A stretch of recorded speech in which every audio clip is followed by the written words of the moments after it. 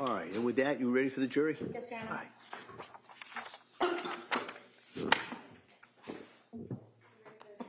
Yes.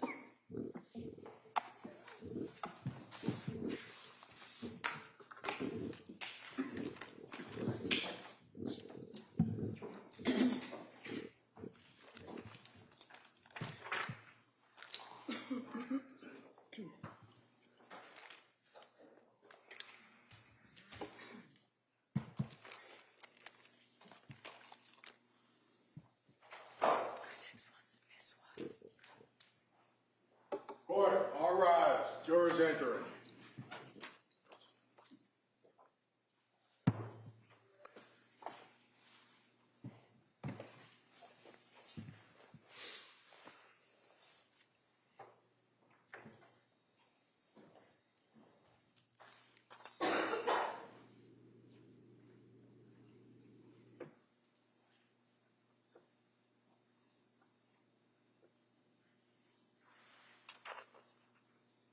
This court's now in session. Please be seated.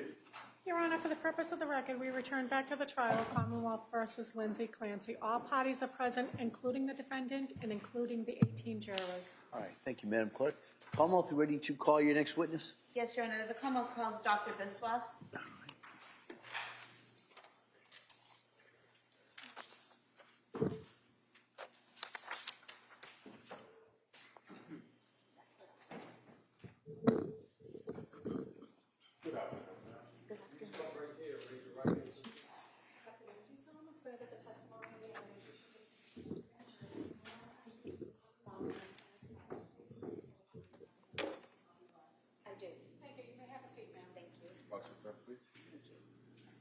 All right, good afternoon, Doctor. Good afternoon. All right. Commonwealth, please. Thank you, Your Honor. Good afternoon. Can you please state and spell your first and last name? Yes, my name is Jillam Biswas. My first name is spelled J-H-I-L-A-M. Last name spelled B-I-S-W-A-S. And your date of birth? Date of birth is 9/12/1982. What do you do for a living? I am a forensic psychiatrist, and I work at Brigham and Women's Hospital. And what is a forensic psychologist or psychiatrist? Pardon. Well, I'm a forensic psychiatrist by specialty training, and we work in the courts often doing forensic evaluations of individuals, but I'm also an adult psychiatrist, and I work at Brigham and Women's Hospital as an adult psychiatrist on the consult liaison unit. And can you just briefly describe your education and training background that qualifies you for this work? Sure. I grew up in the South Shore. I went to Dartmouth College, and then I went to medical school at UMass Chan Medical School. I then did my psychiatry residency at Harvard Longwood, which consists of Brigham and Women's, Beth Israel, Boston Children's at the time. And after that, I did subspecialty training after my psychiatry residency in forensic psychiatry, again at UMass Chan Medical School. And focusing in on January of 2023, were you working at the Brigham and Women's Hospital? I was. And specifically on January 25th, 2023, did you interact with a patient there named Lindsay Clancy? I did on January 26th. 26th, okay. And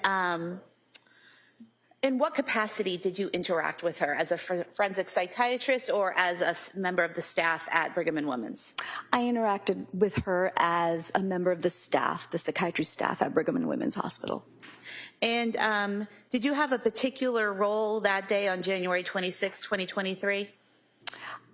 Yes, I was on the consult liaison service, which is the psychiatry service that's called by medical and surgical specialties to help evaluate and provide psychiatric recommendations. And did you meet with Ms. Clancy on that day, on the 26th? I did. And was that around 2:14 p.m. that you had that interaction? I think it was somewhere between 2 and 3 o'clock, yes. And when you met with Lindsay Clancy, was that in her hospital room in the ICU? It was. And was she intubated at the time? She was. And was she awake? She was awake. And was she oriented? So she was intubated, so it was difficult for her to really answer a range of questions, and so she gestured to me to be able to write. And so we knew that she was really exhausted and anxious from the entire experience and the evaluation, and so we didn't ask her all of the questions around orientation. When she gestured that she wanted to write, did you give her something to write with or something to write on? I did. And what did you give her? Paper. And did you also give her a pen or something like that? I did. Okay. And was she able to, when you asked her certain questions, was she able to answer those questions by writing the answers on the paper? She was. Okay. And did you ask her about her mood that day? I did ask her mood. And what did she write? She wrote horrified. And what was her affect during this interaction? At the time that I saw her, she was intubated, and that in and of itself is very uncomfortable, and so she seemed very anxious. And did she write anything else on that paper that you saw? Yes, the entire evaluation was done through writing because she couldn't speak. So what types of questions were you asking her, and what was she responding with? So we asked her, how are you feeling? Horrified. And then she wrote down, do I have an attorney? And I said with my team that at this time, we're just getting to know you and getting to know the case, and we're not sure exactly, what is happening. And we asked her, do you have questions for us? And she asked, is my body broken? Are my legs straight? And she then asked about, can she have visitors? And, where her family is. And when you are asking her questions, what is the goal of the questions that you're asking her? What are you trying to address or assess? It depends. Psychiatrists are called for all kinds of issues that happen in the hospital. In this situation, we were asked around, diagnostic clarity, that there was a likely suicide event that occurred. Can you evaluate her for safety at this time before she goes into surgery? And I know that she was intubated, so she's writing her answers. But based on the answers she wrote on the paper, did she seem to understand the questions you were asking? Yes. And her responses, did you understand those? Yes, she was anxious and she needed breaks, and I said, anytime you need a break, we can leave. But she did write to us those particular answers. So what she was writing, even when she asked if she had a lawyer, those were things, what she was writing made sense given the situation. She wasn't writing, is there a unicorn in the corner, right? Correct. Like that. What? I'm sorry, I didn't hear that. What? If there was a unicorn in the corner. So what she's asking, do I have an attorney? Are my legs straight? Is my body broken? Those all made sense given the situation she was in, correct? They were relevant answers and questions she was asking. Okay. And are you familiar with the characteristics of psychosis? Yes. Okay. And what are the typical signs or symptoms of someone who is in psychosis? It really depends, and it ranges across a spectrum of symptoms. So we have a whole category of different types of symptoms that we look at for psychosis, and they are different for everyone. But, they can be what we call negative symptoms, which are more internal, isolating, not responding, not reacting very much. And then we have symptoms like positive symptoms, that's what we call them in psychiatry, but they're a little bit more outward focused, where objectively you can see what those symptoms are, like being paranoid, darting your eyes around, responding to internal stimuli, which means you're responding to voices, and, being within a delusion. So there's all kinds of symptoms, and they look different for each and every person. In your conversation with Ms. Clancy, did you notice any internal or external signs of psychosis? At the time, I documented that I did not note those. And did you also note that, you know, she was, her thinking was linear, goal-oriented, thoughtful, and she didn't appear to be responding to internal stimuli? Yes, that is typical language in psychiatric mental statuses, and I did document that. What is internal stimuli? Oftentimes, it's very difficult for our patients to be able to articulate what they're hearing. They may have perceptual disturbances like hallucinations or auditory hallucinations and maybe hearing voices. When it's really active, we often see those individuals interacting with those voices. I didn't see that in that particular moment. So, for example, you could see someone engaging in a looks like they're engaging in a conversation with someone, or looks like they're looking over at something, thinking something or someone is there when they're not. Is that correct? That's what responding to internal stimuli is. Yes. And you didn't see any of that present with Ms. Clancy? Correct. Okay. And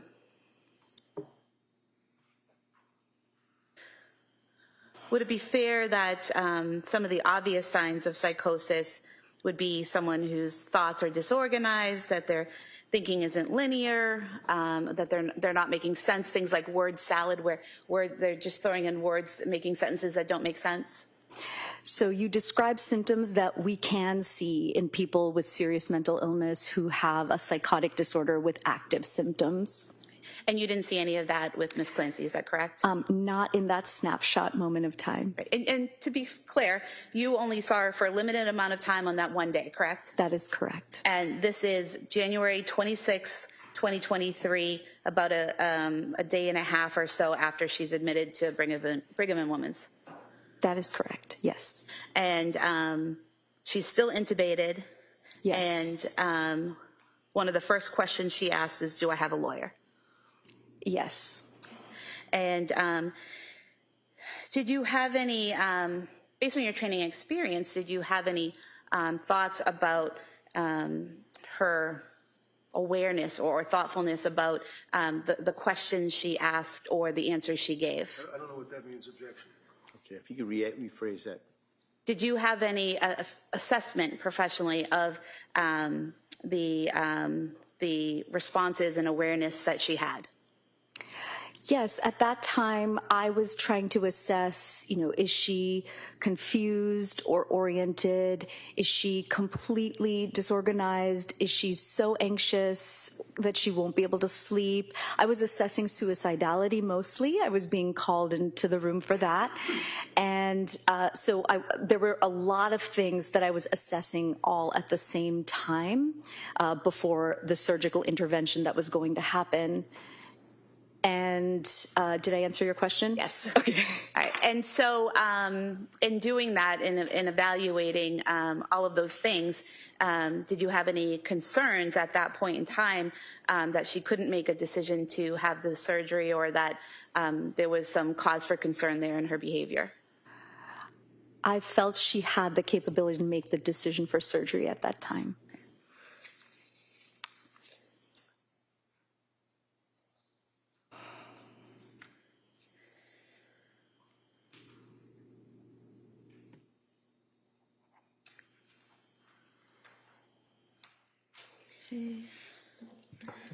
I have no further questions. Thank you. Thank you. Mr. Reddington. Good afternoon. Good afternoon. So just a couple of questions. Counsel was asking you about psychosis. Apparently you've dealt with people, some of your patients, while you're working in the hospital that in fact were florid. They had psychosis and symptoms of psychosis. Yes. So you've dealt with people, is it a fair amount of people that would actually hear voices? Yes, I've seen many patients that are hearing voices. And were they, to your knowledge, were they involved with command hallucinations, things of that nature? My patients in the past? Yeah. Yes. Yeah. A fair large amount of people that you've treated over the years that have suffered from command hallucinations, hearing voices, delusions, things of that nature, right? In my career, yes. And do you know whether or not there had been any indication from Lindsay as to, well, in the hospital, having any delusions or psychosis symptoms of that nature, if you know? So I saw her, she had only been in the hospital for a day and a half. Right. And I hadn't heard about any psychotic delusions And that's from anybody. what you saw, though. I mean, as far as you, like, how often would you see her? I see. I saw her one time. Once. Okay. How long were you evaluating her? Probably because she was intubated, it was Just asking how long? about 20 to 30 minutes. 20 minutes, 30 minutes? And a psychosis, is a psychosis, to your knowledge, something that has to continue, or does it stop? It absolutely depends on the patient. It depends on their age, how many episodes of psychosis they have had. It depends on the type of psychosis we're seeing. For some people, they can have moments of clarity, absolutely, and for some, it can be more continuous. It really depends on the patient and their illness. Okay. So basically, you're saying that it would be case-specific? Yes. All right. And in the 20 minutes or so that you had when you're dealing with Lindsay, were you aware of her prior medical and psychiatric history? When we get consulted on a case, we... I'm sorry, I didn't mean to interrupt you. I'm asking, were you aware of her medical and psychiatric history? I was aware of the portion that was in the medical record before I saw her. Okay, so that would deal with, as far as postpartum psychosis?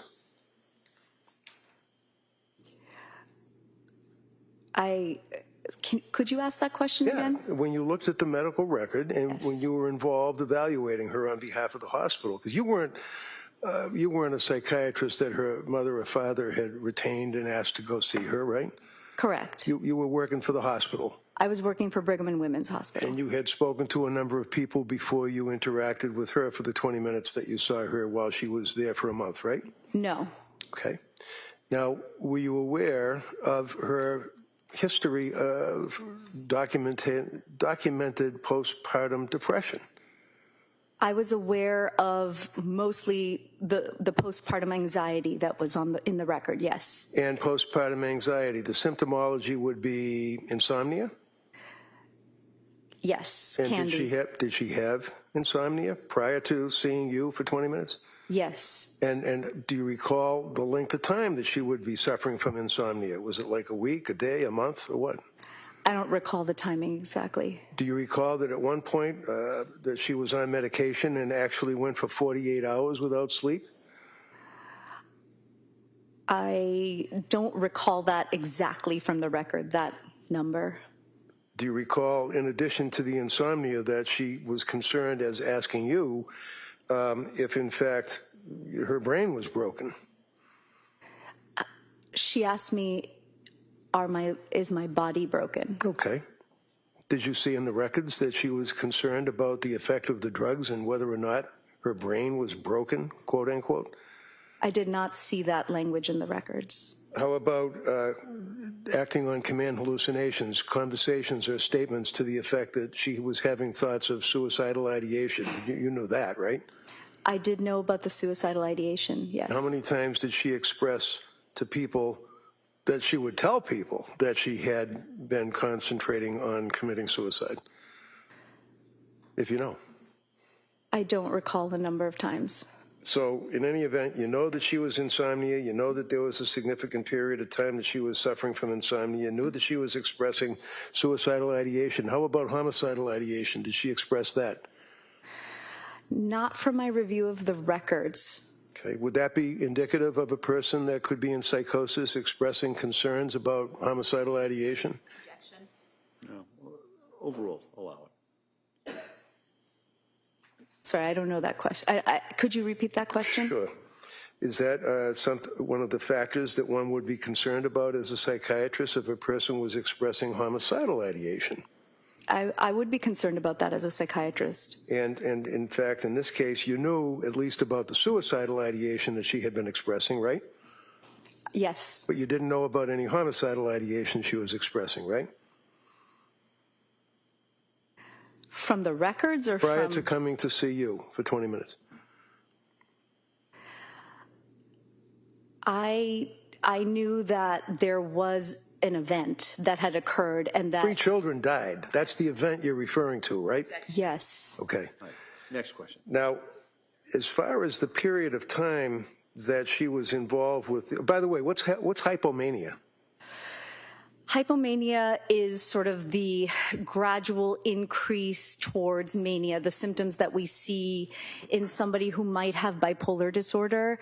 And with bipolar disorder, we see mixed depression, and we see mania, and we see symptoms that kind of gradually increase to mania, and we call that period hypomania. Did she exhibit, to your knowledge from the medical records, any periods of hypomania? Excessive cleaning, exercise, or activities, being awake at night, things of that nature? At that moment, on January 26th, I don't remember reading about that. Okay. Do you have any memory of reading about it at all, other than that moment, as a treating physician, a doctor, psychiatrist? I don't remember. So what is your purpose at the hospital? I mean, you're not treating the person for any illness that they have as far as their mental condition, right? You're not treating them. We are. Oh, you are? Yes. So you're concerned about, obviously, their symptomology, if any, that they present at the time that you're looking at them and talking to them, or in this case, she couldn't talk, but... She couldn't talk, and she was going into surgery, and we had recommended suicidal precautions. We had recommended trauma-informed care so that she was getting the care that she needed. She was going to go into surgery. And then, after that, we were going to continue to follow her and assess her and make sure that we were evaluating her appropriately and making recommendations to the surgical team for the care that she needed. You all set? Objection. Next. So when you're dealing with this person that's going into surgery, did you know what type of surgery she was going in for? At the time, we knew that she was going into surgery for her spine. Did you know what happened with her spine?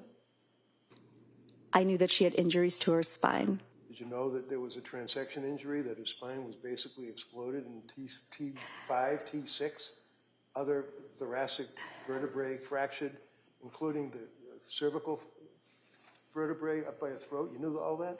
We were reading about it. It was all actively happening at that time. Was she in pain? Yes, I'm Yes. sure she was. Was she on medication? Yeah, she was on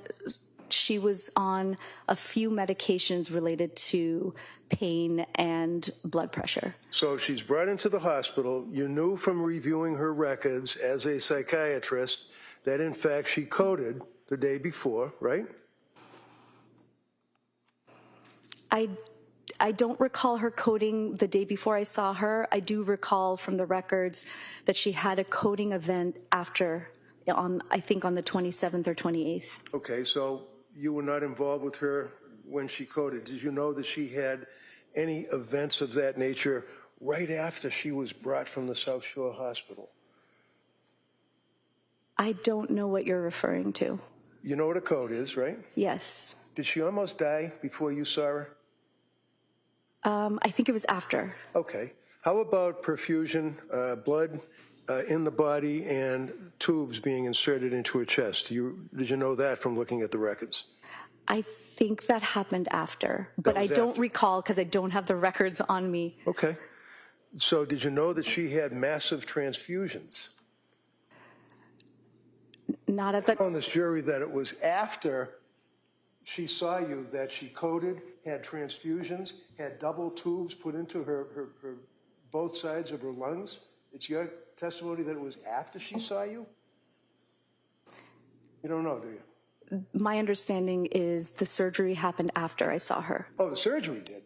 I'm asking you about the massive transfusions. I'm asking you about the tubes being inserted so that the 300 milligrams or whatever it is of blood can be perfused or taken out of her chest cavity.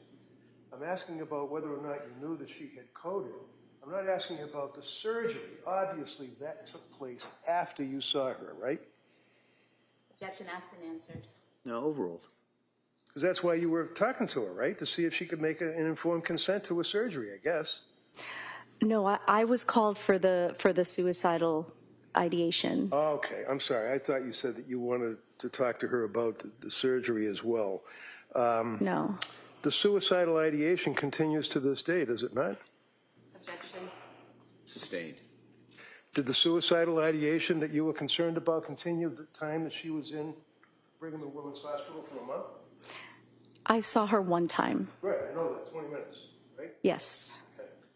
So you know nothing about suicidal ideation after you saw her intubated and then laying in the bed, and then you talked to her as you've discussed with the jury, right? That's correct. That's it. That's correct.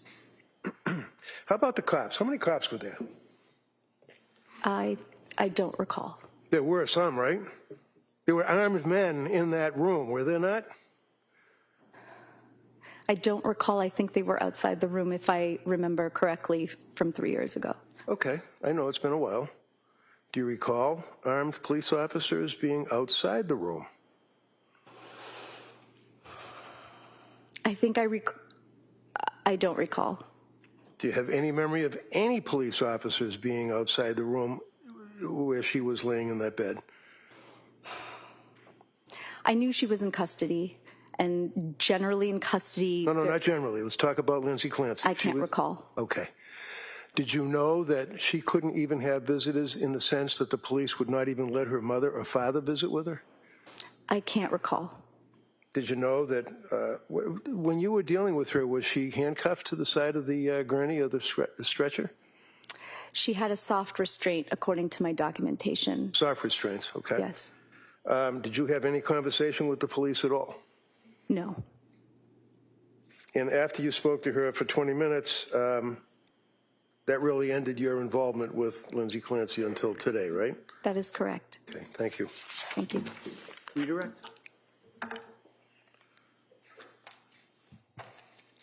Doctor, when you were being asked about these records that you reviewed, what records did you review?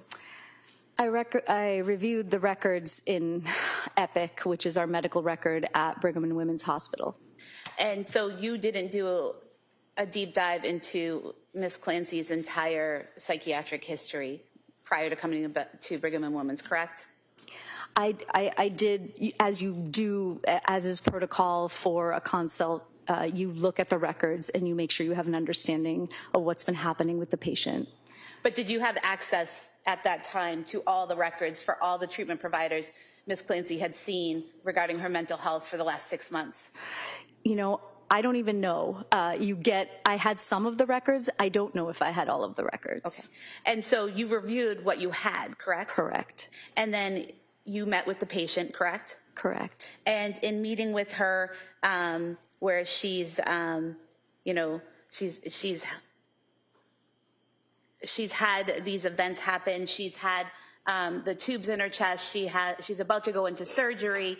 One of the first things on her mind is, do I have a lawyer? Correct? That move to strike that. First of all, it wasn't part of cross. Secondly, this is the fourth time the council has tried to accentuate that. Overall, I'll allow that question. Go ahead. Well, that was one of her first thoughts was, do I have a lawyer, correct? She wasn't able, she was exhausted. She was intubated. She could barely talk. She was writing and she was getting ready for surgery. And so those were the few questions that came up. Right. She's exhausted. She's anxious. She's in pain. She's about to go in for surgery. And she wants to know, do I have a lawyer? Sustained. So given the condition she was in at that time, the defense counsel asked you about the pain she was in. Defense counsel asked you about the surgery she was about to go into. Those are the issues that she was focused on. Yes. In your conversation with her, am I broken? Are my legs straight? Yes. Do I have a lawyer? Yes. Thank you. She wasn't focused on much while she was exhausted, in pain, anxious, and concerned about the future surgery that she was imminent, was she? If you could speak up, ask that question. Sorry. She wasn't focused on much of anything while she was exhausted, in pain, unable to talk, and anticipating imminent surgery, right? That's correct. Thank you. That's all I have. Anything, Como? No. All right, thank you, Doctor. Thank you. Thank you.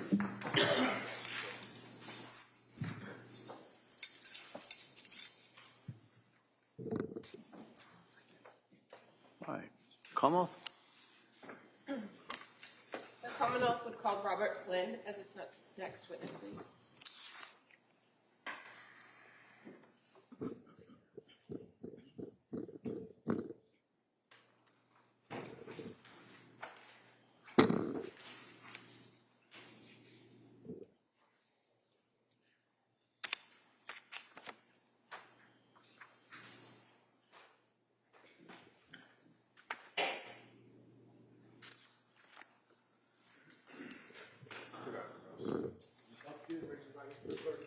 Afternoon, do you solemnly swear that the testimony in the evidence you shall give to the court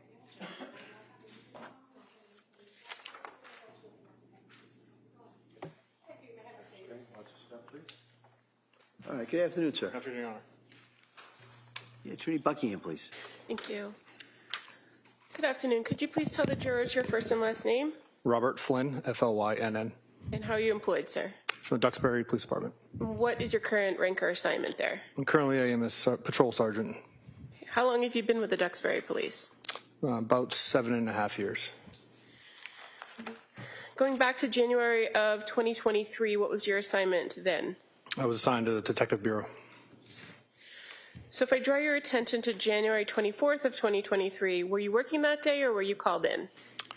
Both. I worked the 8 a.m. to 4 p.m. shift, and I was called in later after my shift. Okay, so you became aware of an incident that occurred in the town of Duxbury approximately 6 p.m. that evening? Yes, ma'am.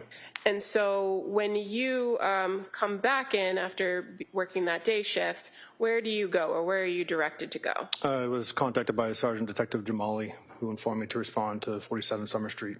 And so while you're en route to that location, are you monitoring the radio? Yes, ma'am. And are you monitoring communications with other Duxbury officers? Yes, ma'am. I had a department-issued vehicle that I took home, and I responded to it in that vehicle, and I had scan on, which is getting all surrounding agencies, including fire, Pembroke, Kingston, Marshfield.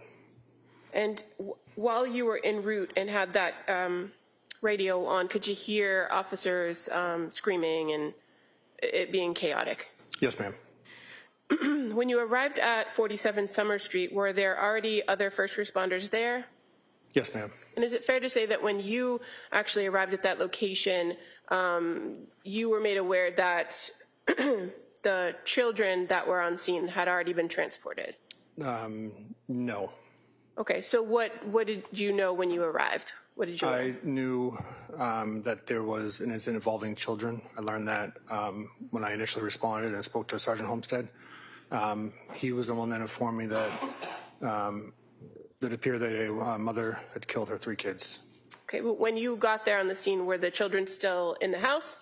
So I was under the impression that they were still in the house because most incidents I've had involving a sudden death at a house, the fire department declares them on scene and it becomes a police matter, and we help with the investigation. Okay, and that was your understanding based on the information that you had, correct?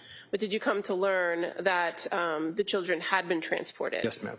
And how about the individual, the person, the fourth person, if you will, on scene? Were you advised that there was a woman who had been transported from the scene as well? Yes, ma'am. And as a result of kind of the nature of what you believed you were coming into, did you call for extra help? With our own department or? With an outside department? Yes, yes. So the Massachusetts State Police has jurisdiction over any death investigation in the town of Duxbury and other communities. So we are to notify investigators of the state police. And as a detective with the Duxbury Police, you're familiar with that relationship with the state police, that oftentimes when a death investigation occurs, that you work in connection with the state police detectives unit of that jurisdiction to conduct an investigation, correct? Yes, ma'am. And so in this instance, when you went there, you believed that the children had already passed, so you made that phone call to the detectives unit, correct? That's correct. And certainly, sometime thereafter, you were advised of the children's passing and that this was a death investigation, correct? That's correct. Once the children had been removed from the scene and the defendant had been removed to the scene, did you and your other officers from the Duxbury Police Department do anything to secure the scene? Yes, so once we gathered more information and I notified the Massachusetts State Police, we decided to conduct a security sweep of the house. This is to make sure that there was no further suspects or further victims or any other people in the house that we may have missed. In regards to this security sweep, what is the goal? You just described it to kind of identify if there are other people, but as far as your observations and your contact within the house, do you try to minimize your contact within the house in those instances? Yes, I'm not searching for any type of evidence. I just have different observations that I obviously notice. And what areas of the house did you go into prior to the arrival of the state police? I entered with three of us, Sergeant Patricus, who's from the Kingston Police Department, and it was Lieutenant Weiler at the time. So we all kind of went into our own separate rooms and separate ways throughout the house. But I think ultimately all three of us went to all 3 floors of the home. Okay, and so talking first about the main floor of the house, did you go into the kitchen area? Yes, I did. And did you make any observations in that kitchen area? I observed, it was clear to me that there was young children living there. There was some paintings on the wall. I noticed a takeout food bag. The only word I remember from that is it being Mediterranean, written on the receipt. Okay. And if I may approach with a picture.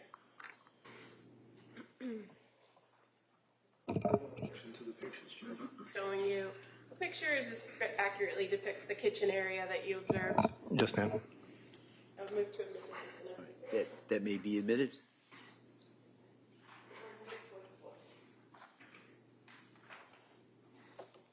Just kind of showing you on the screen what's now been marked as Exhibit 44. This is the kitchen at 47 Summer Street, and in the middle of the photograph is a takeout bag, correct? Yes, ma'am. And you're aware that in the background here of the photograph where there's a kitchen table, there's kind of a door next to it. Yes, ma'am. And then there's, on the other opposite side, there's a slider door, correct? Correct. And in addition to making those general observations about the kitchen area, did you go in other areas of the main floor of the house? Yes, I did. And in the living room area, I'll show you what's been marked already as Exhibit 25. Is that familiar to you as well? Yes, ma'am. And again, upon your kind of sweep of this house, what stood out to you about the living room area? There appeared a young child lived there, and there was food on the couch, like a snack. And in this photograph, can you see a couple bowls, a bowl here on the bottom of the photo and a bowl further up on the couch? Yes, ma'am. Now, in that main area of the house, you didn't find any other individuals, correct? Negative. And had you been made aware that the husband, Patrick Clancy, had been on scene and he had also been transported from the area?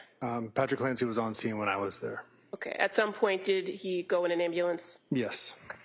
Okay. Now, in that second floor of the house, let me ask you, what's the next area of the house that you recall going through in this sweep? Into the basement. Now, were you advised that things had occurred in the basement? I think so. I'm not really. Okay. And fair to say, this was still, upon your arrival, a pretty chaotic scene. Correct. There was a lot of firefighters around, a lot of equipment going around. Correct. Okay. In that basement, did you do a full sweep of every room in the basement? Like I said, 3 of us combined and made sure that we at least hit every part that a human or something could be in. So, yes. Okay, but as far as you yourself, fair to say you just kind of went in on the left side. Yes, I went into the left. And did you see a lot of the firefighters' equipment still left behind? Yes. A lot of medical supplies? Yes, ma'am. Now, going up to now the second floor, did you go to the second floor of the home? The top floor? Yes. Yes. And did you enter into the master bedroom? Yes. And is there anything that kind of struck you about walking into that master bedroom as far as the temperature of the room? It was colder than the rest of the house. And did you notice that there was, in fact, a window open? Yes, ma'am. So I'm just going to show you what's been marked as Exhibit 43. Is that familiar to you as the window that you observed open? Yes, ma'am. And as far as the furniture in that bedroom, did you make any observations of a bed in the room? Yes, ma'am. Was there anything that stood out to you on the bedding or in the area of the bed? The bedding itself? If it stood out to you. Not necessarily, no. How about the the first items on the bed? Yeah, so Sergeant Patrigas pointed out that there was a cell phone on the bed. Okay, I'm just going to show you. It's already been marked as Exhibit 42. And see, is an object. Is that how it appeared when you first entered into the bedroom? Yes, ma'am. The phone.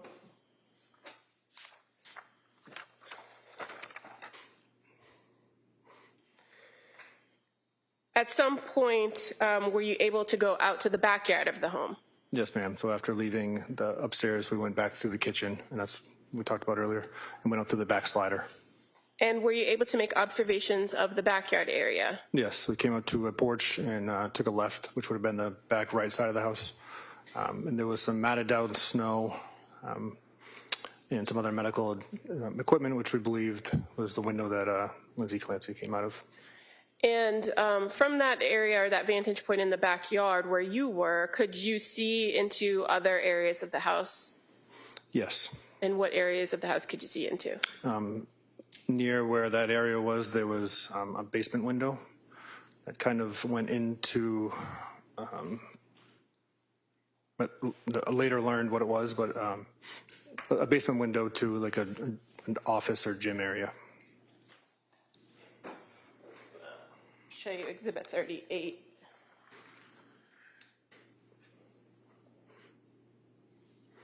Is that familiar as the backyard view?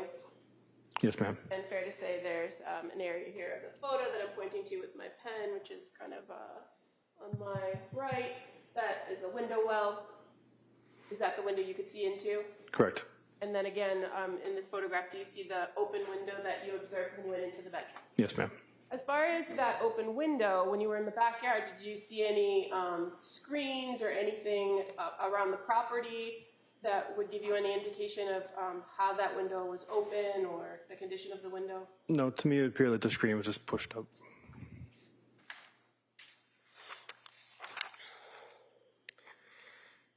Now again, as you and the three other investigators did that sweep of the house, you didn't touch or move anything, correct? Negative. And once you did that security sweep, is there a protocol in place to make sure that the scene remains as it is until the state police arrive? Yeah, so there was, one of the officers was logging individuals that were in and out of the house. Crime scene tape was put up around the property. The doors were secured, and around this time is when I received a phone call from Trooper McKellican. Okay. And did you remain on scene? We remained on scene until some troopers showed up to the area. Okay. And while you were on scene, did you attempt to help coordinate other members of the Duxbury Police Department to take care of other things like going to the hospitals and securing coverage? The decision for who was going to the hospital was made by our command staff, but I met some of the troopers back at the station to coordinate further. Okay, and when you were back at the station, were you aware or advised that a search warrant was sought for the residence? Yes, ma'am. Did you go back to 47 Summer Street with the team when the search warrant was received? Yes, ma'am. And did you participate in the execution of that warrant? I was present during it. Okay. Fair to say, though, you didn't, you weren't responsible for searching any particular location or collecting any evidence? No, ma'am. That was reserved for the state police? For the most part, yes. At the conclusion of that search warrant, were you asked to go back into the house? Yes, ma'am. And what were you asked to go back in the house to do? Once the search warrant was completed, my lieutenant told me to go back up into the house and close the window in the upstairs bedroom. And when you went back and got closer to that window, did you make any observations of damage to the window or the window screen? No. And were you able to close it and secure the window? Eventually, yes. Fair to say there was blood in that area that kind of was in the way? Yes, and the bed was kind of pushed in front of it. So did you have to move the bed in order to get to the window? Yes, ma'am. As far as anything removed from the home, did you go back into the basement at somebody's direction? No, ma'am. At some point, had you helped to remove some medical equipment that the fire department had left behind? That was during the search warrant. Okay. And is that the only items that you yourself removed from the home? Correct. As part of the follow-up investigation, did you work with Trooper McGilligan and some of the other troopers from the State Police Detectives Unit to conduct follow-up interviews and gather more information? Yes, ma'am. Is it fair to say that the state police were the primary investigators and they took over pretty much everything from that point on? That's correct.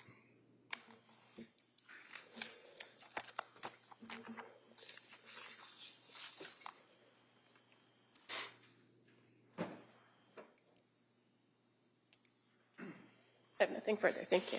All right. Mr. Reddington. I have no questions. Thank you, sir. All right, thank you, sir. Thank you, Your Honor.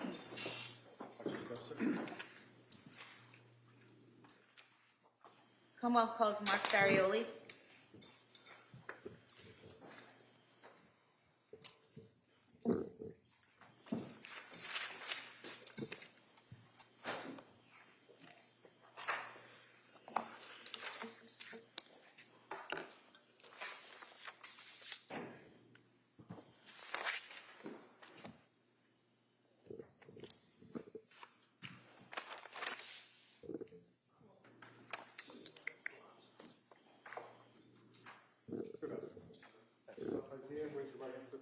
Good afternoon. Do you solemnly swear that the testimony you give shall get to the contents and not enough to between the Commonwealth and the defendant flash and the truth, the whole truth, and nothing but the truth, so help you God?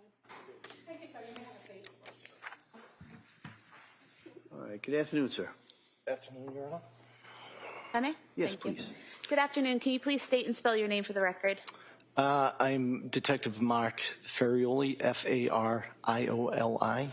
Where do you work? The Massachusetts State Police, How long have you been a state trooper? since 2005. And back in January of 2023, where were you assigned within the state police? I was assigned to the Plymouth County State Police Detective Unit. And were you involved in a limited way in the investigation regarding Lindsay Clancy? Yes, I was. And specifically directing your attention to January 27th, 2023, were you aware that a search warrant was obtained on that date to collect the blood and urine of Lindsay Clancy from South Shore Hospital? Yes, I was. And then directing your attention to January 31st, 2023 at 10:25 in the morning, did you go to the South Shore Hospital to collect the blood and urine of Lindsay Clancy? Yes, I did. And where did you collect that from? The lab at South Shore Hospital. And was that from the specimen process supervisor, Melissa Arkadepane? Yes, it was. And do you recall how many vials you collected? In total, I collected 7 vials. And was that all blood or urine or both? 6 were blood vials and 1 was urine. And once you collected those vials, where did you bring them? I brought them directly to the Massachusetts State Lab in Lakeville. And did you drop those off at the state lab at approximately 11:15 a.m. on January 31st, 2023? Yes, I did. And do you recall who you gave the vials of blood and urine belonging to Lindsay Clancy to at the lab? Leah O'Connell. Thank you. Mr. Reddington? We have stipulated to the chain of custody for the blood. All right, any questions? No, I don't have. Thank you, sir. I have no All right, questions. all right, thank you. Thank you.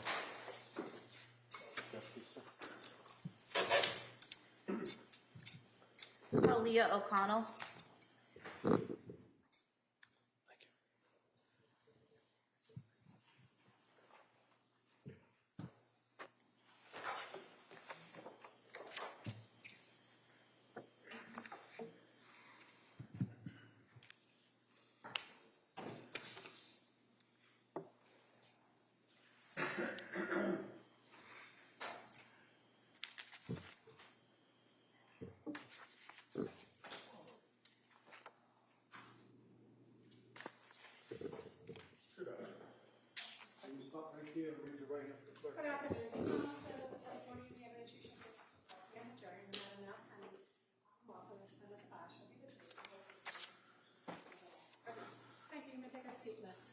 step, please?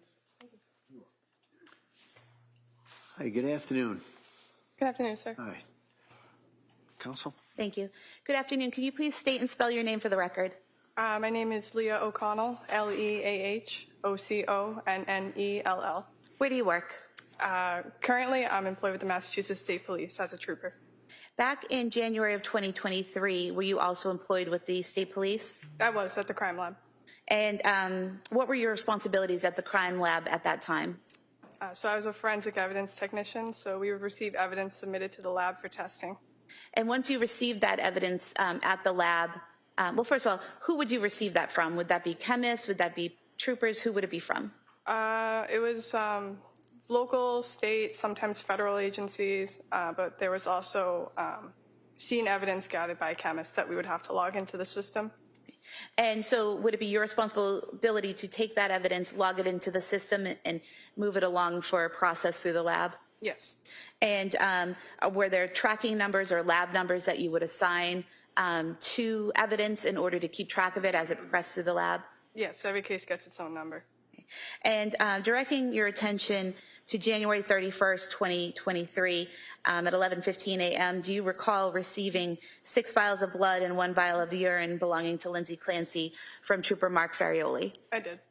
And when you received those items, did you log them appropriately into the system with her case number? I did. And how were they stored after that point? So they go into a heat-sealed pack. So it's like a plastic bag that gets heat-sealed, initial and dated, and then it goes right into a fridge. Okay. Thank you. Attorney Reddington? No questions. We stipulate to the blood, so. Okay. All right, well, thank you. You may step down. Thank you.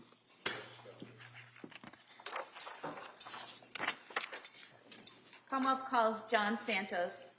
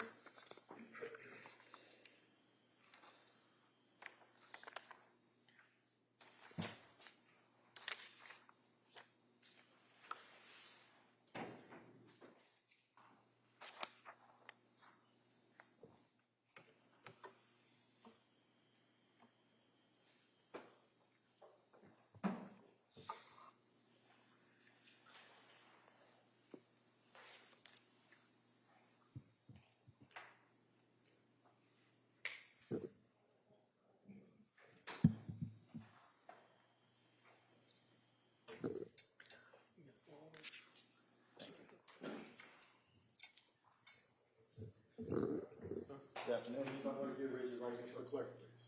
Do you solemnly swear that the testimony in the evidence you shall give to the court and the jury in the matter not having between the Commonwealth and the defendant class shall be the truth and whole truth? I do. Thank you, sir. You may have a seat. Watch the step, please. All right, good afternoon, sir. Good afternoon, Your Honor. Attorney Sprague, please. Thank you.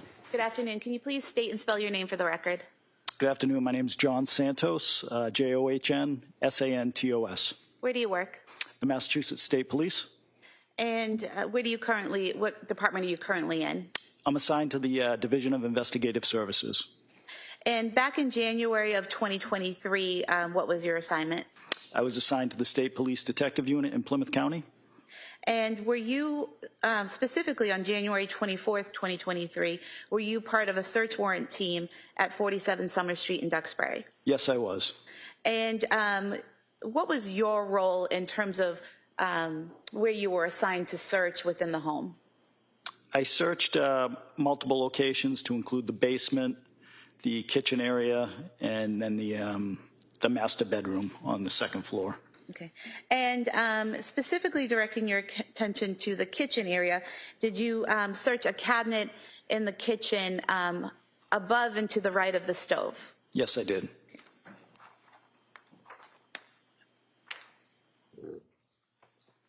Showing you a photograph. Is this a clear and accurate depiction of the items you found in that cabinet on January 24th, 2023? Yes, it is. You could have this photo marked as the next exhibit. All right, that may be admitted. May be admitted. Exhibit 145. Thank you. Showing you exhibit 145 on the screen here. Focusing your attention on the top shelf, there were several notebooks and books that were seized. Is that correct?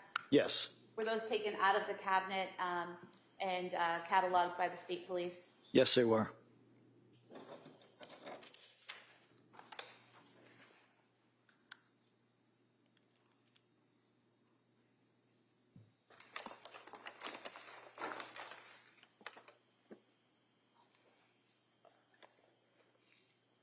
Show you 5 items.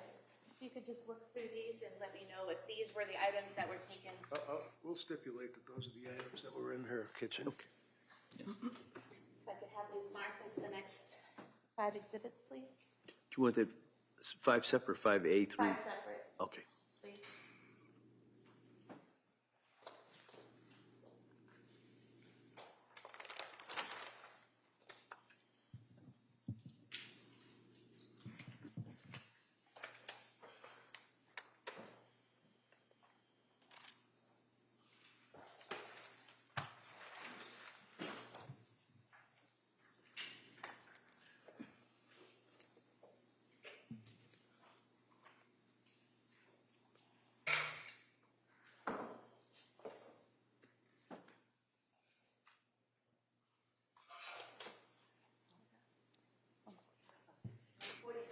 Exhibits 146 through 150. All right, thank you. And sir, showing you what's been marked 146. Those appear to be discharge paperwork from McLean Hospital for Lindsay Clancy. Yes.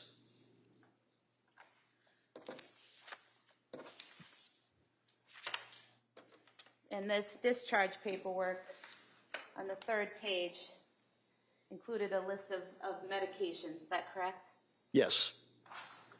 So we have lorazepam 1 milligram, melatonin 5 milligrams, and trazodone 50 milligrams, correct? Correct.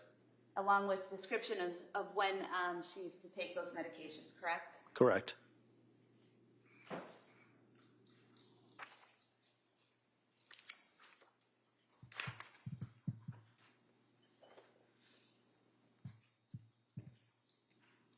There's also instructions on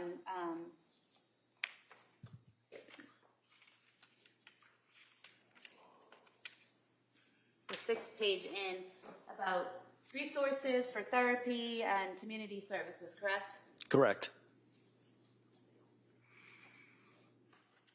And then Exhibit 147 is a notebook. Inside, it had postpartum depression and anxiety patient information sheet, correct? Correct. And then a detailing of different medications and the amounts taken and the dates they were taken, correct? Yes, correct. Then there was the book, Good Moms Have Scary Thoughts, item 148, correct? Correct. And then 149, a postpartum, pregnancy and postpartum anxiety workbook, correct? Correct. And nothing is filled out in this workbook, correct? Correct. And then finally, Exhibit 150, a notebook labeled Callan Patrick Clancy, correct? Correct. And inside this were messages back and forth between Lindsay Clancy and the nanny, correct? Correct.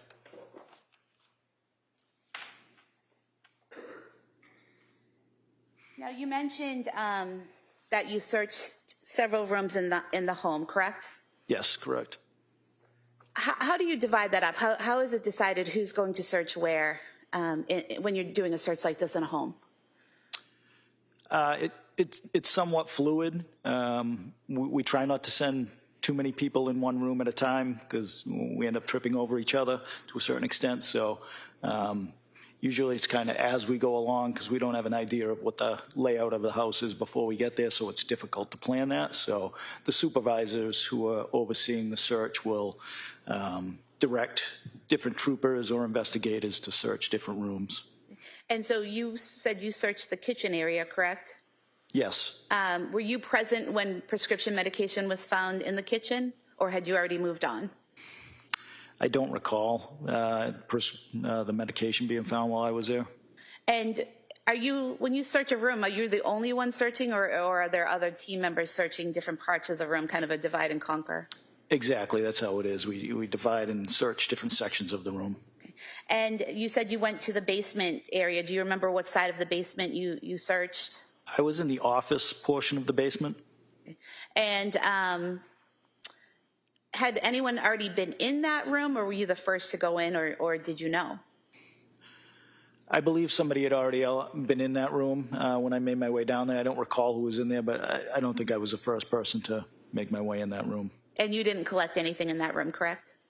I did collect some items okay. in the office, yes. What items did you collect in the office? There was, I believe, 2 laptop computers and a external hard drive. And so you collected those items from the office, and when you do a search warrant, is there one trooper assigned to keep track of everything that's found, where it's found, who found it? Yes, there is. Okay. And so do you recall who that person was in this case? I don't recall, no. But when you do find something, is it you bring it to that person and they kind of log it, and then you move on and keep looking for other things? Normally, the evidence officer would come down. We assign them and label them the evidence officer for each search warrant. They would come down to the area where the item was being recovered from, and we'd also have crime scene services photo the item in place as well before it was collected. So the evidence officer would come to us. Okay, so for example, with the laptops, photos would be taken of them in the office, and then they would be logged, and then they'd be taken out of the office. Exactly. And is that what happened with the books and the notebooks that we discussed earlier? Yes. And you said that you then went up at some point to the main bedroom, the master bedroom? Yes. And what did you do inside the master bedroom? I assisted with searching the master bedroom. I don't believe I recovered anything within there. Do you recall ever looking in the nightstand drawer or anywhere near the nightstand by the open window? I don't believe I did, no. Okay. And is there any reason why you wouldn't have gone into that drawer or looked in that drawer? Somebody else was probably already searching that area, would be my guess. What area did you search in the bedroom? I believe there was a closet. When you walk into the bedroom, I believe there was like a closet area to the left. I was in that area. And then I made my way at some point, to the left side of the bed as well. And did you find anything in the bedroom of note? No. Now, when you're doing a search warrant, right when an investigation happens, how do you know what to look for? Well, it depends on what you're investigating.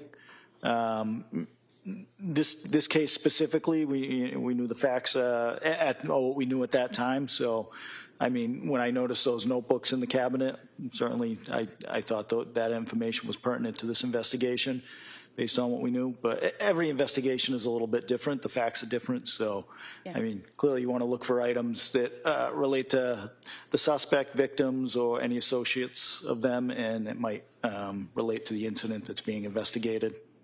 When the search was being done in the home at 47 Summer Street that night, did officers already know that Ms. Clancy had crushed up pills and taken them with lemonade? No. Okay. Had you learned from Patrick Clancy, the husband, that Ms. Clancy had been prescribed some medication? I did, yes. Okay. And were you aware at some point that medication was found in the kitchen? Yes. Okay. I have nothing further. Thank you. Thank you. Mr. Reddington?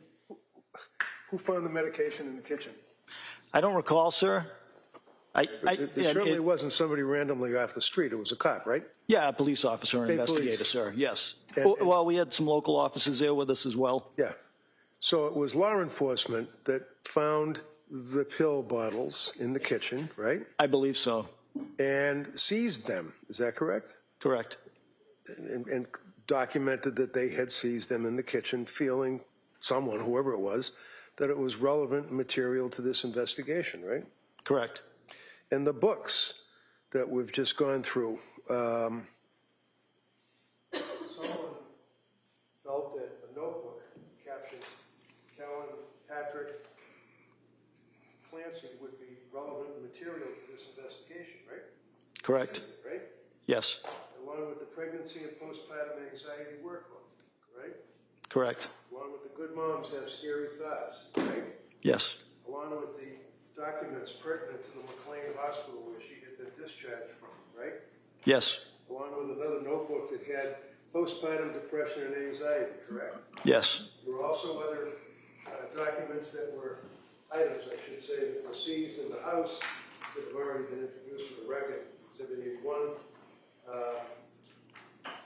and looks like a diary. Exhibit 83, I slept well last night, things of that nature. That was seized as well, right? I believe so, yes. Okay. You know why all these were seized? Why the books that I seized were seized? No. Your investigation. Are you a lieutenant, a sergeant? I'm a captain, sir. Captain. Yes, sir. And back then, what was you a captain? I was a lieutenant at that time. You were the ranking officer in the search? No, there was also a detective lieutenant assigned unit commander at that time. So, but you're up there enough and you knew from the investigation what was relevant and material in the investigation, right? Yes. And obviously you or somebody else working with you determined that all of these items, the pills that were seized, the books that were seized from the kitchen, et cetera, were relevant and material, correct? Yes. Do you know who searched the bedroom? I know you said you were in there. Did you search the bedroom? I was part of the team that searched the bedroom. There were a number of other officers that searched the bedroom as well. I believe in the report, it documents who seized what from the bedroom. Okay. So I don't know off the top of my head who that was, sir, but I know it's clearly labeled in the report. Okay. Do you have the report? I do not, no.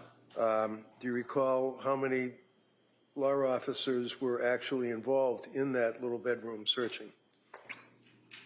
I would have to guess approximately 5. 5? And as counsel asked, when somebody discovered something that appeared to be relevant to material, they would log it in. Somebody that would kind of be the record keeper would log it in, correct? Yes. Is there any, one of the things that you would also, you yourself, I believe, seize would be the laptop computers that were downstairs in the office, right? Yes. And you seized also, collectively you, I mean you or the other 5 people, seized the cell phone that was on the bed. Yes, I believe there was a cell phone seized from the bedroom. So it made sense as an investigator that electronic media and things of that nature would be important, correct? Yes. Was there an Apple Watch involved in this investigation, if you know? I believe there was an Apple Watch recovered after the fact. We didn't recover at the search warrant, if I recall correctly. Do you know when it was recovered? I don't know exactly off the top of my head, no, The sir. Apple Watch that I recovered with Pat Clancy? I believe so, sir. Yeah, I believe there was a watch that was turned into us after the fact that wasn't recovered during the search warrant. So looking at this drawer, do you recall that next to the bed or in the bedroom there was a nightstand and there was a drawer? And inside the drawer were a bunch of pill bottles, an Apple Watch, sleeping aids, things of that nature? I didn't search that drawer, sir. Okay, I don't mean to embarrass you, I'm just asking. Yeah. Do you know why nobody bothered to search that drawer? I don't know that it wasn't searched. I just know that I didn't search it, sir. So it may have been searched, and maybe whoever searched it didn't feel that that information was pertinent to seize. I can't speak for them, but I can tell you that I didn't search that drawer. Okay. Go ahead, Rich.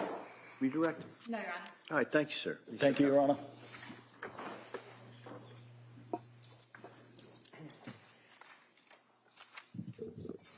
The Commonwealth would call Corey Mello as its next witness.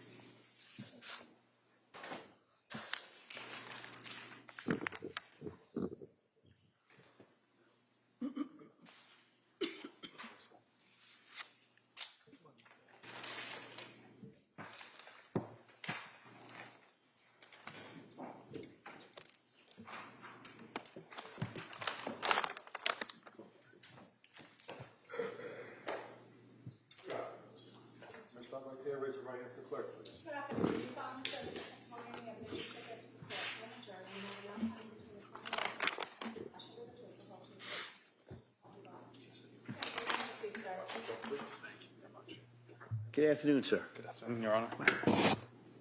Bring Buckingham, please. Thank you. Good afternoon. Could you please tell the jurors your first and last name? Corey Mello, And can you spell your first name for the record? Corymelo. And your last name. I And how are you employed? work for the state police. In what unit or what's your current assignment with the state police? Currently, I work for the commercial vehicle enforcement section. Going back to January of 2023, what was your assignment then? I work for the Plymouth County District Attorney's Office at that time. With the state police detective unit? Correct, yes. And I'm going to draw your attention to January 24th, 2023. Were you involved in the investigation into the incident that occurred at 47 Summer Street in Duxbury on January 24th? Yes, I was. And fair to say that when state police got involved in that investigation, a large group of the state police detective unit went out to Duxbury to work that investigation. Correct. Were you the case officer in that case? I was not the case officer. Your role in that case, was that to assist in things like search warrants, neighborhood canvasses, interviewing of witnesses? Correct, yes. And in this particular investigation, you're aware that there was a search warrant executed at 47 Summer Street after the incident had occurred, correct? Correct. And as part of the search warrant execution, were you involved in searching the home? Yes, I was. And did you search the various floors of the home, meaning the basement, that first floor, and the second floor? Yes. In searching that home, there were a number of other detectives and troopers also searching, correct? Correct. Do you recall locating a phone in the upstairs bedroom, a laptop, some workout bands in the basement that were hanging on the door? Yes, I do. And when you recovered these particular items or located these items, did you then turn them into an evidence officer or direct an evidence officer to things that you thought might have some evidentiary value? Yes. At some point after the search warrant was over, you're aware a lot of items were brought back for further examination, correct? Correct. Is that common that when you're working on a search warrant, things are kind of... It's okay. You all right? Is it common that a lot of times a search warrant, things are collected and brought back for further examination? Yes. Is that because it's kind of chaotic there and can't really examine things thoroughly on scene? That's correct, yes. So in this particular circumstance, were you asked to review some books and journals? Yes, I was. And I'm just going to...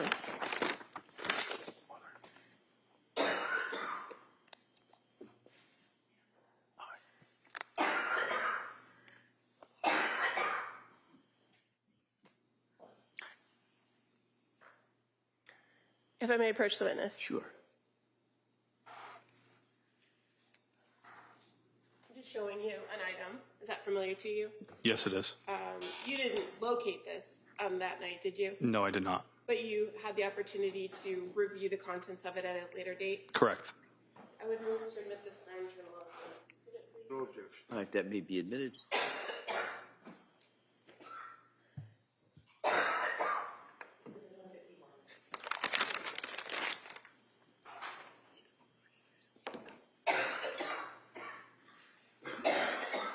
Counsel, can I see you sidebar just for a second?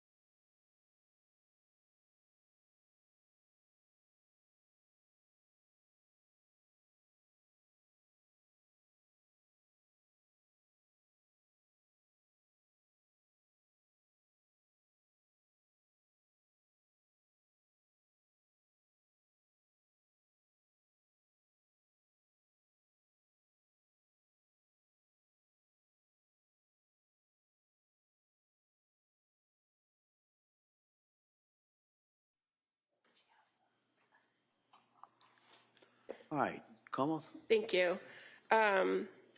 Trooper Mello, just in relation to now what's been marked as Exhibit 151, the Brown Journal, and just noting that when the journal opens to the first page, there's no dates on it, correct? Correct. And in those first few pages, just highlighting page 1, you reviewed these handwritten entries, and at some point in this paragraph, it says, obsessed with his sleep and nap schedule like to the minute. It says, hearing him cry for 1+ hours and not intervening just about killed me. I even said the words, "I want to die" to Pat while he was crying. After that, I became obsessed with his sleep and nap schedule like to the minute. That's one of the entries you reviewed and noted. Yes. Page 2 says, I also feel like I did it wrong because I did it when he was overtired, so it made it harder. Now I have horrible insomnia and anxiety. You recall reviewing that in the journal. Correct, yes. Page 4 of the journal says, why else I feel guilty? He's not really hitting his milestones. Again, that's a page that's not dated in this journal, correct? Correct. Page 8.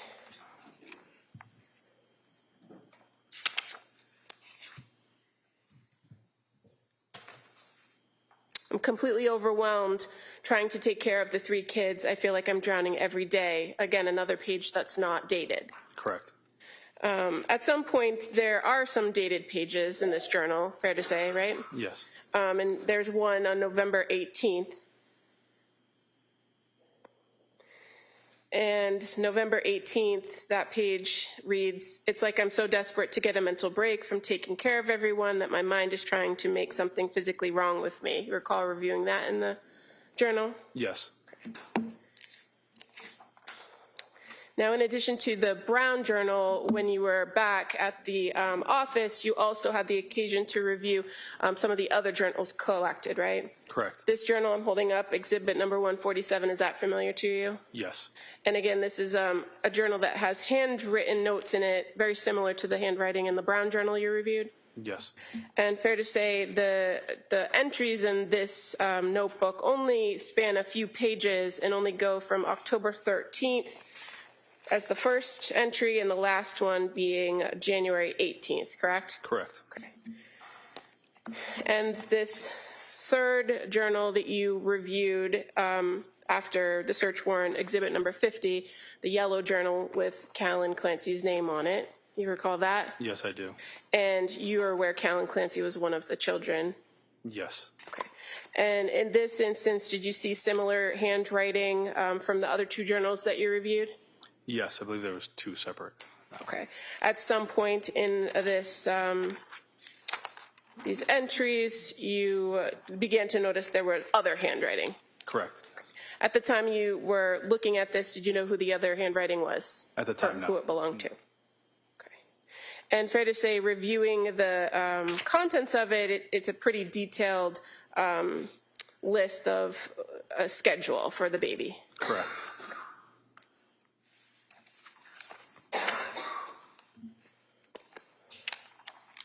I have nothing further. All right. Mrs. Reddington.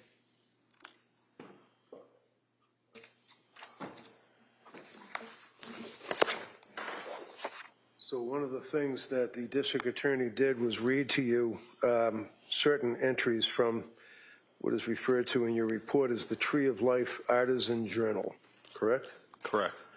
And when you refer in the report to the Tree of Life Artisan Journal, is that this here?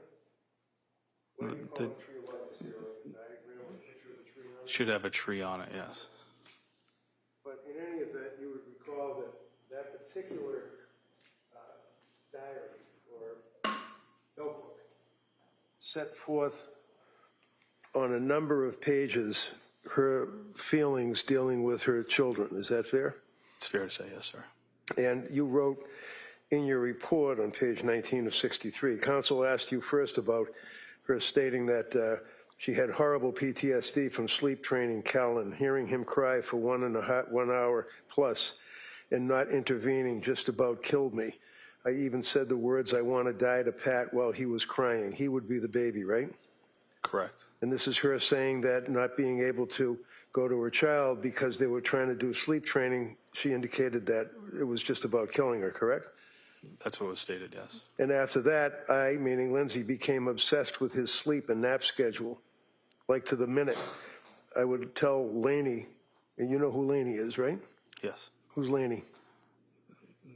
The other child. The what? I'm sorry again, what's this? Laney. Laney? Laney. L-A-N-E-Y, Laney.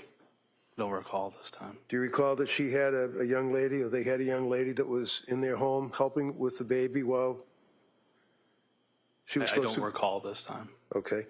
That she would tell Laney to put him down at 10:36. I would also drive him around for car naps for hours every day, feeling guilty for doing this to my baby. Do you recall making that notation? Yes. I also feel guilty we did it too young, parenthesis, 1 week shy of 4 months, end parenthesis, right? Correct. You also noted in your report that I also, quote, I also feel like I did it wrong because I did it when he was overtired, so I made it harder. I now have horrible insomnia and anxiety, which is causing depression. I have no appetite. I don't know what's wrong with me. I want help. I want to be well. You saw that in there, didn't you? Yes. And then she went on and said, I think the anxiety started after sleep training.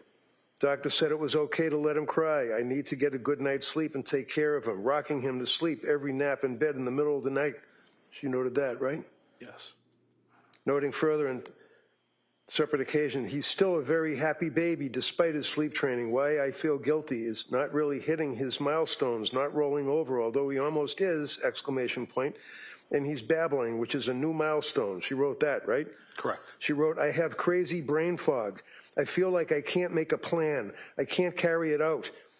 Like I just live moment to moment, waiting for the next nap time. I'm terrified of Cal getting overtired now because I feel I can't help him. She wrote that, right? Correct. She then wrote, I'm really worried about going back to work and not being able to function with the brain fog. I feel like I should start with a 4-hour shift and see how I do. I can't tell if I am withdrawing from Ativan and Benadryl, or is this my new baseline? I feel completely disconnected with my baby. I feel like I'm going through the motions every day. She wrote that, right? Correct. And there were a number of other entries that you put in your police report about that. One of which was that I feel horribly guilty about my marriage. I want to connect with Pat again. I know he needs it. I need it. I'm terrified because I'm terrified of the relationship. She needs to get birth control first. She made reference to her inability to have conjugal relations with her husband, right? I believe so. She indicated further on into her travels, I am completely overwhelmed trying to take care of the kids. I'm drowning every day. I feel guilty that I'm spending my family's money and not making any. I feel like I spend way too much. She wrote that, right? Correct. I'm terrified of Callan getting sick. He's a sick baby. A sick baby is miserable. He's sick now with a double ear infection. Clearly has a bellyache. It's miserable. I feel like the other kids are going to get him sick all winter long. She wrote that, right? Correct. I always feel strongly against sleep training. I feel like it's abusive to let the baby cry and not respond, but I made the decision. I did it with Cal. It is way too much crying. It's incredibly stressful. She wrote that, right? Correct. He's okay. He will be okay. It's not harmful in any way. The doctor said it was okay. Plenty of people sleep train their kids at that age. It's necessary as a third child, is what she wrote, right? Correct. I feel incredibly sad and guilty about not breastfeeding anymore. That was the one thing I could do to help his immune system, and I can tell he really doesn't like the formula. I'm very sad about this. I know at this time it's what I needed to do for my mental health. She wrote that, right? Correct. And then the statement started getting smaller and smaller as time went by. One occasion, it's like I'm desperate to get a mental break from taking care of everyone. My mind is trying to make something physically wrong with me. My mind never shuts off. It's constantly thinking of the next thing someone needs. I can't shut it off. I desperately want to go back to work, but now I don't know how I'm going to function, and it worries me. Wrote that, right? Correct. There were two pages that were blank that she didn't even write on. And then on the third entry, affirmations. She wrote affirmations. On November 22nd of 2022, I am calm. I will remain calm today. There is nothing that needs to be on my mind. The weight is lifted from my mind. I will sleep tonight. She wrote that, right? Correct. Continuing on into November, I slept well last night. I will sleep again tonight. Today will be a great day. I will go back to work on Sunday. I will thrive. I can feel like myself again. That was November 23rd. She wrote that, right? I believe that's the day, yes. Gratitude. I'm grateful for Sue, who's always listening. That'd be a mother-in-law. You knew that, right? Yes. Sue, I'm grateful to Sue for always listening and trying her best to help me. Kids are sleeping great for Pat. Pat is handling nighttime stuff. Julie for making a plan for me. A big thing is I feel disconnected with myself. Time, reality. I think going back to work will help with that. She wrote that, right? Correct. And then there are numbers of pages, 22 of 63, 24, 25, 26, 27, 28, all reproducing what counsel asked you about and what I just went through that were from those journals, right? Correct. Did you have anything to do with the search of the house? Yes. Did you search in the bedroom? Yes. How many other people were with you searching in the bedroom? I don't recall how many other people were with me at that time. You know why nobody looked in the drawer and found pills and sleep aids and Apple Watches? I'm not aware. Did you see the drawer? I don't recall. What? I don't recall. Okay. That's all I have, Judge. Redirect. Nothing further, thank you. All right, thank you, sir. You may step down. All right, counsel, could I see you at sidebar?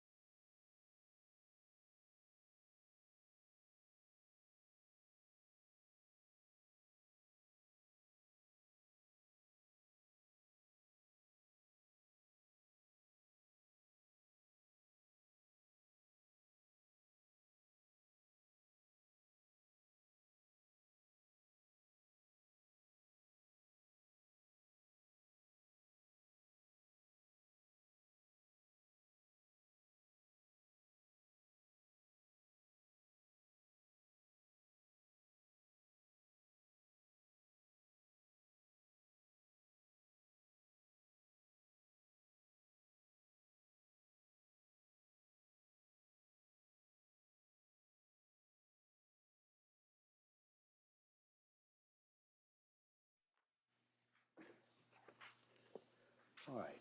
So, members of the jury, we're going to break at this point till tomorrow. All right. And talking to counsel, my expectation is we'd have a similar schedule tomorrow. The hope would be we'll go in the morning and it should go into the afternoon. But just to give you that's the best estimate that we have. All right. And so I'm going to excuse you till tomorrow. Remember, we're going to ask you those questions. Don't listen to anything. Don't talk about this. Don't take any road trips or do any research on this. Put this out of your head as best you can till tomorrow morning. Hopefully the rain has stopped, and we'll see everybody tomorrow. Thank you so much for all your work here today. Thank you. Order. All right. Sure. Please close your notebooks, place them on your chairs. Follow me.